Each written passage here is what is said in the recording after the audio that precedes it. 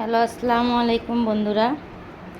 আজকে আমি আপনাদের মাঝে শেয়ার করব চিংড়ি মাছ, দেশি গুঁড়ো চিংড়ি মাছ। দেখুন কত সুন্দর করে আমি ভেজে নিয়েছি।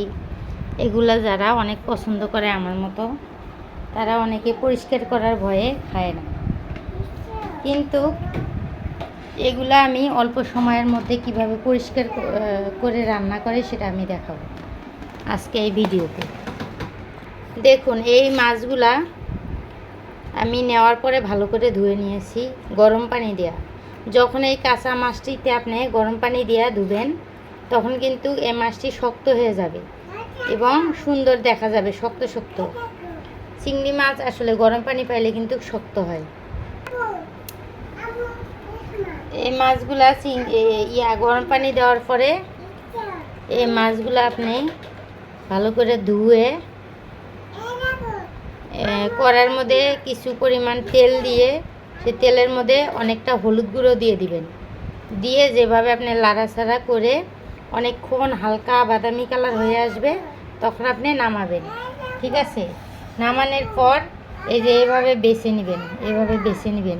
এখানে টকরাই থাকে, ময়লা থাকে, পোকামাকড় থাকে, অনেক কিছু থাকে। তারপরে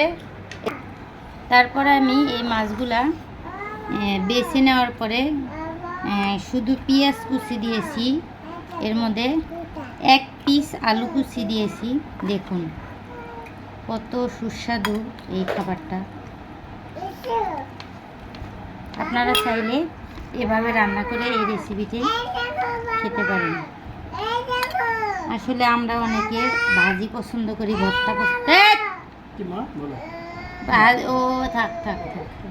ভাজি পছন্দ করি এবং ভর্তা পছন্দ করি।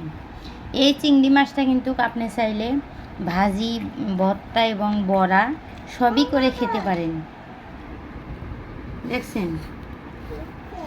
আর চাইলে কিন্তু আপনি বেটে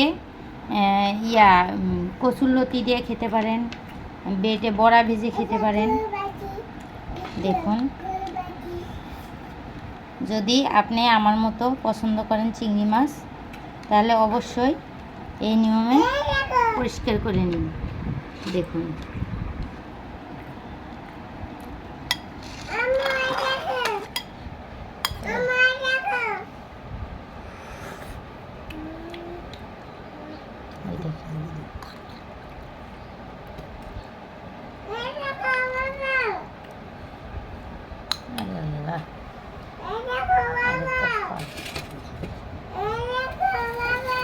খাও। আসলে অনেকে যে এই মাছটি পছন্দ করে, কিন্তু পরিষ্কার করার ভয়ে খায় না। আমি আজকে যে নিয়মে আপনাদের দেখাইলাম, আশা করি খুব সহজে পরিষ্কার করে নিতে পারবেন। আশা করি ভিডিওটি ভালো লাগলে অবশ্যই সাবস্ক্রাইব করবেন, পাশে থাকবেন। আর নিত্য নতুন ভিডিও পেতে আমার চ্যানেলটি সাবস্ক্রাইব করে আমার পাশে থাকবেন। আর আমার ভিডিও করার লোক নেই, তাই আমি নিজে এভাবে ভিডিও বানাই। আপনারা চাইলে আমার মতো এভাবেই ভিডিও বানাইতে পারেন। নিরাশ হবেন না, অবশ্যই ভিডিও বানাইবেন দৈনিক। আল্লাহ হাফেজ।